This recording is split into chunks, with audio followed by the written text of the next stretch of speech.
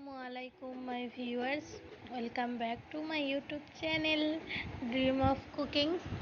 তো আজকের রেসিপিটা হলো আলুর দম বা আলু কষাও বলতে পারো। এখানে আমার বাবুটা চেল্লাচ্ছে, তাও ইগনোর করো।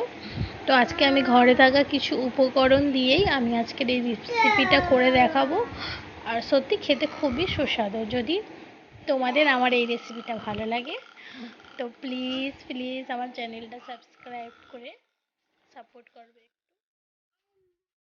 তো প্রথমেই আমি দিয়ে দিয়েছি এখানে হাফ কাপ পরিমাণ সরিষার তেল এবং এর মধ্যে দিয়ে দিচ্ছি আমি কেটে রাখা আলুগুলো। তো আলুগুলো আমি একটু হালকা ফ্রাই করে নেব। তো এখানে আমি হলুদ লবণ দিয়ে আলুগুলো ফ্রাই করে নিচ্ছি। এখানে আমি আলুগুলো ফ্রাই করে একটা পাত্রে ঢেলে রাখছি। এখানে আমি দিয়ে দিয়েছি হাফ কাপ পরিমাণ সরিষার তেল এবং দুটো বড় সাইজের পেঁয়াজ কুচি। তো পেঁয়াজটাকে নেড়ে চেড়ে ভালো করে হালকা ব্রাউন কালার করে নেব।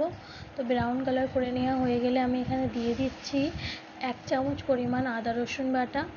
দিয়ে আমি আদা রসুনের নেড়ে চেড়ে একটু আদা রসুন বাটারও স্মেলটা কাটিয়ে নেব। তো কাটানো হয়ে গেলে আমি দিয়ে দিচ্ছি লঙ্কা গুঁড়ো। তো লঙ্কা গুঁড়োটা দেওয়া হয়ে গেলে আমি একটু নেড়ে চেড়ে নেব, কারণ যাতে লঙ্কা গুঁড়োটা জ্বলে না যায় প্যানের মধ্যে। তো আমি তাই জন্য একটু নেড়ে চেড়ে নিচ্ছি। এবার আমি দিয়ে দিচ্ছি হাফ চা চামচ পরিমাণ হলুদ গুঁড়ো আর দিয়ে দিচ্ছি হাফ চা চামচ পরিমাণ জিরা গুঁড়ো।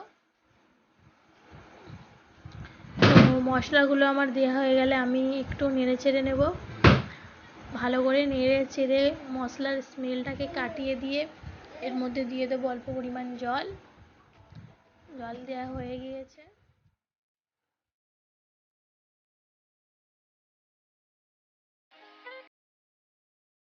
মশলাটা কষানো হয়ে গিয়েছে। এর মধ্যে দিয়ে দিচ্ছি আমি ভেজে রাখা আলুগুলো দিয়ে আমি নেড়ে চেড়ে ভালো করে কষিয়ে নেব।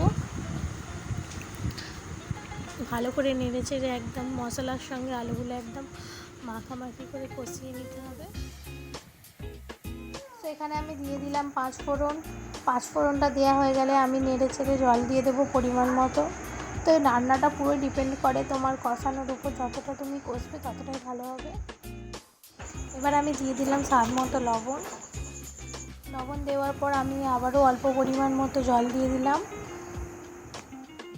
তো জল দেওয়ার পর ঢাকনা দিয়ে আমি ভালো করে কভার করে দেব। তো আলুটা একটু গলে গেলে আমি এখানে 4টে কাঁচা লঙ্কা চিড়ে দিয়ে দেব। চলো এবার দিয়েছি। তো তোমরা দেখতেই পাচ্ছ আলুর দম একদম রেডি।